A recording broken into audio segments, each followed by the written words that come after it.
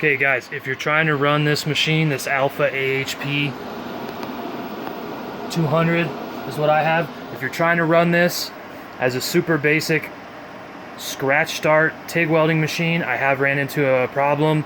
I've tried this over and over, and here's what the problem is, okay? Yes, you can set this up with all the necessary parts. We got a gas line running to a power block. That splits and that receives power from the negative terminal and sends it through our power hose, okay?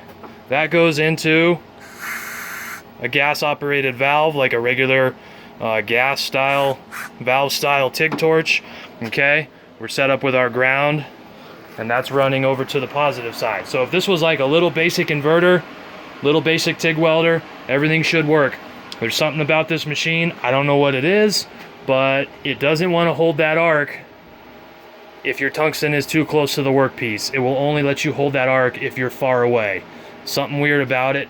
This is in stick mode on DC. I don't believe 2T or 4T would matter, and definitely we're not running any kind of pulse. But, you know, I'm at 85 amps, which should be more than enough for this little piece of stainless I've got right here. I'm gonna try to show y'all what's going on with this and why it's not working. So don't waste your time, okay? This is the scratch start procedure that does not work with this machine. So you open your valve, right? You hover the workpiece, you flick, right? See that? If you get far away, it'll kick back on.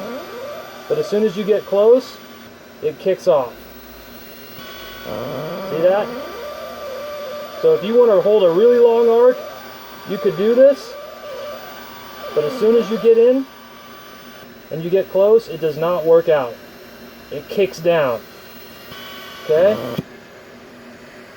So don't try it. Don't waste your time. I wasted my time so that you don't have to waste your time.